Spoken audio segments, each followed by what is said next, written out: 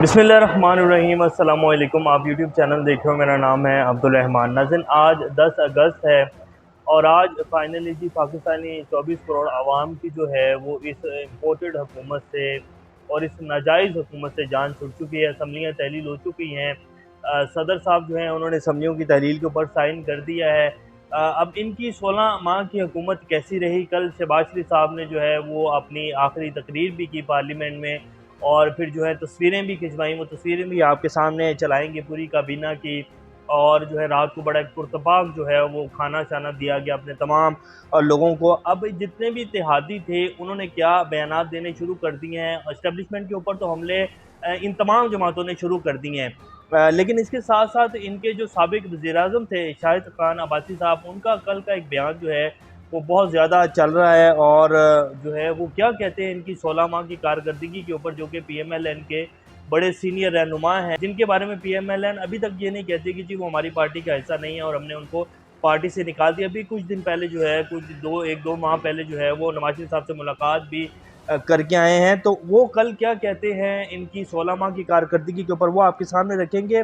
और आज की जो है सबसे अहम खबर जी, साइफर ड्रामा पाकिस्तान में पिछले 16 माह में चला और इमरान खान साहब ने कहा कि जी साइफर आया और उसके बाद ही जो है नो कॉन्फिडेंस मोशन जो है उसको फाइल किया गया और मेरी हुकूमत को ख़त्म किया गया है। इमरान खान साहब ने बाकायदा साइफर लहराया भी और बताया कि जी मैंने चीफ जस्टिस साहब को भेजा है, अपील्स भी किए कि जी आप इस साइफर को खोलें और आप बताएं कौम को कि जी साइफर हकीकत था या नहीं था। उसके बाद इमरान खान साहब ने अपने जो उनका दौरे हुकूमत था, नेशनल सिक्योरिटी काउंसिल की मीटिंग बुलाई और उसके बाद DGISPR ने प्रेस कॉन्फ्रेंस की और कहा कि जी साइफर है, इस पर डिमार्च किया जाएगा और जो एक सफारती ज़ुबान है उसमें बात की जाएगी अमेरिका से कि ये बिल्कुल ठीक नहीं है और डिमार्च किया जाएगा। लेकिन उसके बाद जब इनकी हुकूमत आई तो साइफर जो है वो था ही नहीं, साइफर कोई हकीकत ही नहीं है, साइफर गुम गया है। बाद में कहा कि साइफर है और अमेरिका ने ऐसा कुछ नहीं कहा। फिर NSC की मीटिंग हुई, उसमें फिर जो उसके बाद DGISPR की प्रेस कॉन्फ्रेंस आई वो टोटली डिफरेंट थी।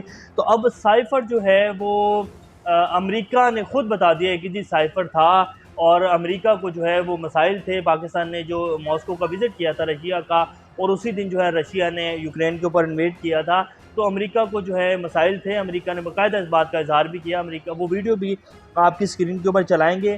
तो आज ये जो पिछले पूरे 1.5 साल के अंदर इन्होंने सारा एक टोपी ड्रामा किया, तमाम हुकूमत ने मिलकर और अदारों ने मिलकर कि जी साइफर नहीं था, कोई साजिश नहीं थी, वो सारी हकीकत खुलकर सामने आ गई और पूरा इंटरनेशनल मीडिया इस टाइम साइफर के बारे में बात कर रहा है, कह रहा है कि जी साइफर हकीकत थी और अमेरिका ने ही रजीम चेंज ऑपरेशन करवाई है। और अमेरिका के जो वजारत खारजा के तर्जुमान हैं उन्होंने इस बात को जो है वो मान लिया कि जी साइफर था और ये बातचीत हुई थी हमारे और जो है असद मजीद के दरमियान में।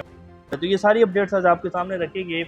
इससे पहले अगर आप लोगों ने चैनल को सब्सक्राइब नहीं किया तो रेड बटन को प्रेस कर लें और बेल आइकॉन को भी प्रेस कर लें ताकि लेटेस्ट अपडेट्स आप लोगों को मिलते रहें और ये जो हमारा ताल्लुक है ऐसे ही जुड़ा रहा है। सबसे पहले जी साइफर के ऊपर ही आ जाते हैं। ये वीडियो आपकी स्क्रीन के ऊपर चल रही होगी, ये अमेरिकी महकमा खारजा के तर्जुमान है।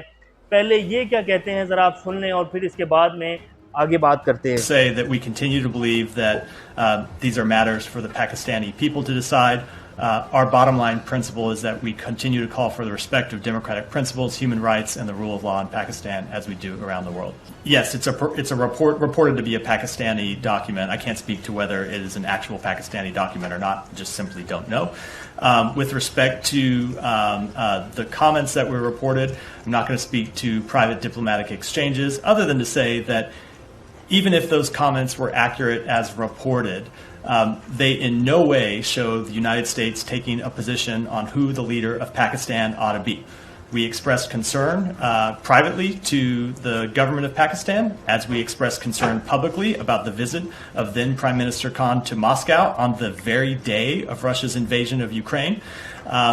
We made that concern quite clear, but as the former Pakistani ambassador to the United States himself has stated, the allegations that the United States has interfered in internal decisions about the... जो आपने ये सुन ली है, ये थोड़ी सी लंबी video है। इसके साथ साथ जिस उसने न्यूज़ चैनल ने इस खबर को ब्रेक किया है, विकीलीक्स के ऊपर भी आ रहा है, फिर द इंटरसेप्ट के नाम से एक न्यूज़ एजेंसी है और इनकी वेबसाइट भी है, इन्होंने इस खबर को जो है ब्रेक किया और उन्होंने कहा कि जो साइफर एक हकीकत था। उनके जो है जो सहाफ़ी हैं जिन्होंने बाकायदा इस खबर को ब्रेक किया है, उनकी भी आपके सामने वीडियो चला देते हैं।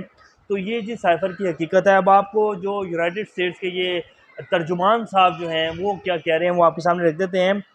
United States confirms that documents published on Asad Majid and Donald Lu conversation on Imran Khan was kind of accurate, but made it clear that US was not involved any conspiracy. He confirmed US was concerned of Imran Khan visit to Moscow and his policies. ये बाकायदा इनके तर्जुमान की ज़ुबान है। अब ये तो कह रहे हैं कि जी जो है उनकी बातचीत हुई थी डोनाल्ड लू की और असद मजीद की, वो बिल्कुल ठीक है, तो मतलब साइफर बिल्कुल ठीक हो गया। और उसके बाद कह रहे हैं कि जी जो मॉस्को का विजिट था उसके ऊपर अमेरिका को कंसर्न थे, ठीक है, ये भी ठीक हो गया। और अब आप खुद अंदाज़ा लगाएं कि एक इलाके का चौधरी हो और दूसरा जो है पाकिस्तान की और अमेरिका की हैसियत अगर आप देखें तो इसी तरह की है। पाकिस्तान हमेशा से अमेरिका की कॉलोनी रहा है जी, इसलिए आज 75 साल बाद हम यहाँ खड़े हैं और आज भी हम डिक्टेशन ले रहे हैं और आज भी हम IMF के तलबे चाट रहे हैं और आज भी हमारे जो इस मुल्क के करता धरते हैं, जो फैसले लेने वाले हैं, वो कहते हैं कि जी अमेरिका को नाराज़ नहीं करना। और जो ये हुकूमत अभी गुजरी है, इनके वज़ीर दिफा समेत भी वफाकी वज़ीर थे, सब कहते थे कि जी अमेरिका को नाराज़ कर दिया तो हमारे वेंटिलेटर जो हैं वो कभी नहीं उतरेंगे और अगर अमेरिका राज़ी हो गया तो हमारे वेंटिलेटर जो हैं वो फ़ौरन से उतर जाएंगे।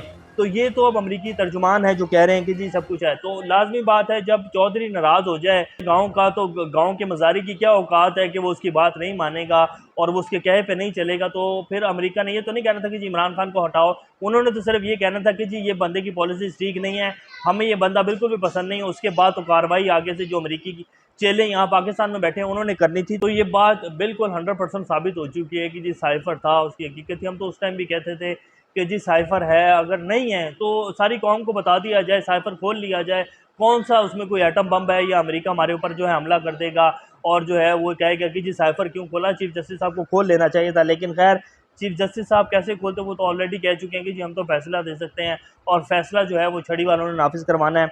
अब आप खुद समझते हैं। अब जो उनके दरमियान कन्वर्सेशन हुई डोनाल्ड लू और असद मजीद के दरमियान, वो आपके सामने रख देते हैं। At the outset Donald Lu referred to Pakistan's position on the Ukraine crisis and said that people here and in Europe are quite concerned about why Pakistan is taking such an aggressive, aggressively neutral position on Ukraine if such a position is even possible। कि ये position कभी भी possible नहीं हो सकती।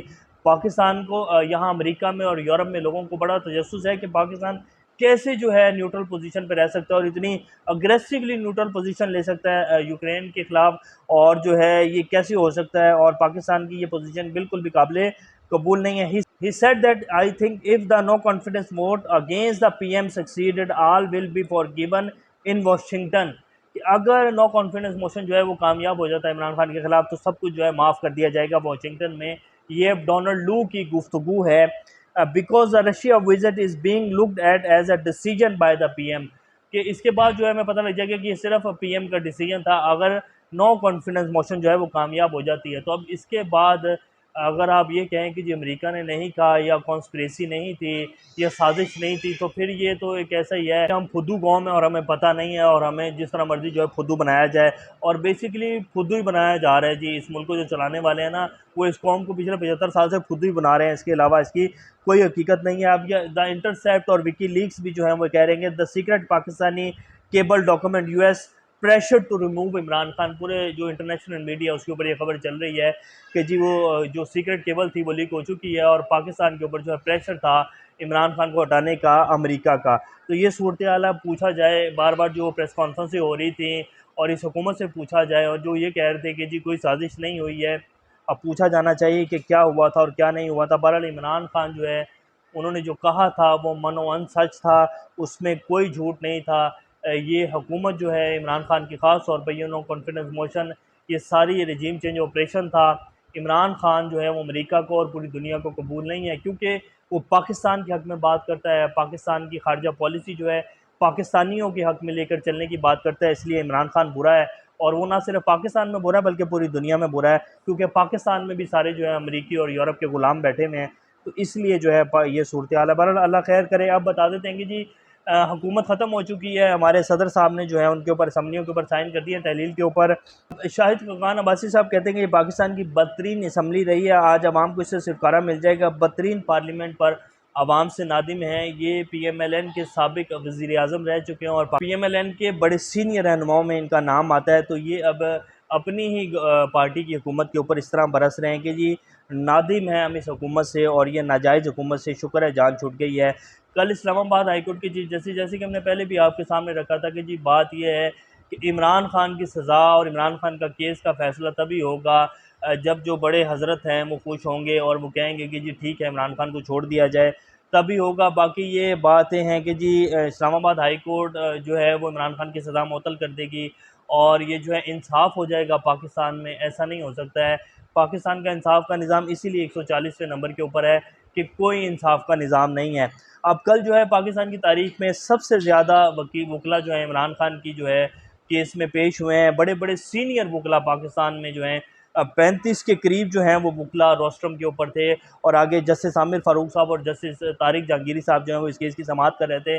लेकिन उन्होंने जितने भी दलाइल दिए वो सारे उन्होंने खूह खाते में डाल दिए और कहा कि जी 4 दिन बाद या 5 दिन बाद देखेंगे कि इसकी कौन-सी जो है इस केस की वो आगे तारीख डालनी है और समाअत अगली होगी। उन्होंने तारीख बिल्कुल नहीं दी है। तो बात ये कि अभी जो है वो डिसीजन नहीं हुआ, और जब तक डिसीजन नहीं होगा तब तक इमरान खान साहब जो हैं वो जेल में रहेंगे। या तो इमरान खान साहब जो है घुटने टेक दें और कहेंगे जी मैं आपके साथ ही चलने को तैयार हूँ, ठीक है। या फिर अगर ऐसा नहीं करते और इमरान खान अड़े रहते हैं तो फिर इमरान खान जेल के अंदर रहते हैं। देखते हैं क्या बनता है। ये तो इनका प्लान है और एक अल्लाह का प्लान भी है। देखते हैं क्या बनता है, लेकिन इंशाल्लाह बेहतरी होगी और लाज़मी होगी। अब जी शहबाज शरीफ साहब ने कल अलविदाई खिताब करते हुए कहा कि 16 माह में किसी सियासी मुखालफिन को जेल भिजवाना तो दूर, नाजायज़ तंग भी नहीं किया। अब आप खुद सोच सकते हैं कि क्या इन्होंने नहीं किया। ये वीडियो आपकी स्क्रीन के ऊपर चल रही है। ये 16 माह की हुकूमत जो है पाकिस्तान की तारीख़ की बदतरीन हुकूमत रही है, और पाकिस्तान की तारीख़ में कभी भी इस तरह को जुल्म और बर्बरियत जो है पाकिस्तानियों के ऊपर, पाकिस्तान के सियासी वर्करों के ऊपर, पाकिस्तान के जितने भी जो हैं सियासी रहनुमा उनके ऊपर नहीं किया गया जितना इन 16 माह में किया गया है। पाकिस्तान की 75 साल तारीख़ में इतना जुल्म कभी नहीं हुआ। और फिर वज़ीर-ए-आज़म साहब कहते हैं कि जी कभी जो है इन 16 माह में जो है किसी सियासी मुखालिफ के ऊपर जो है वो नाजायज़ कुछ नहीं किया। हालाँकि घरों के दरवाज़े तोड़े गए, चादर चार दीवारी का तकद्दुस जितना पिछला इन 16 माह में जो है पामाल किया गया, पाकिस्तान की तारीख़ में कभी नहीं किया गया। लेकिन वज़ीर-ए-आज़म साहब कहते हैं कि जी हमने तो कुछ नहीं किया, तो फिर किसने किया है? अगर वज़ीर-ए-आज़म साहब ने नहीं किया तो फिर किसका हुक्म चल रहा था, कौन करवाने वाला था? ये तो वज़ीर-ए-आज़म साहब से पूछना चाहिए। सरदार अख्तर मेंगल साहब जो कि इनका हिस्सा रहे हैं पूरे 16 माह, अब जो है पता चल गया कि हुकूमत जाने वाली है तो कह रहे हैं कि जी मौजूदा हुकूमत में भी जबरी गुमशुदगियों में इज़ाफ़ा हुआ है। तो मेरी अपील है अपने बलूचिस्तान के भाइयों से कि अभी भी आप सोच लें कि आपने इन लोगों को वोट डालने हैं जो भी 16 माह में हुकूमत में रहे हैं। तब इनको नहीं पता था जबरी गुमशुदगियों में इज़ाफ़ा हो रहा है, क्योंकि अब पता चल गया हुकूमत जाने वाली है और हमने दोबारा वोट लेना है, तो अब दोबारा से जबरी गुमशुदगियाँ जो हैं वो इनको याद आ रही हैं। नैब ने शरीफ फैमिली को जाते-जाते जी एक तोहफ़ा दे दिया, उनकी तमाम जो जायदादें थी उनको डिफ्रीज़ कर दिया है। तो ये शहबाज शरीफ साहब की स्पीड है, जो पिछले 16 माह में थी। तमाम केसेस भी ख़त्म, सज़ाएँ भी ख़त्म, और भाई साहब के भी केसेस ख़त्म, पूरी फैमिली को नीट एंड क्लीन कर दिया है, और फिर कहते हैं जी हमने बड़ा काम किया। तो ये जी अभी के लेटेस्ट अपडेट्स हैं। अल्लाह पाकिस्तान का आमीन नासिर। अभी तक के लिए इतना, अपना चैनल का ख्याल रखिएगा। अल्लाह हाफ़िज़।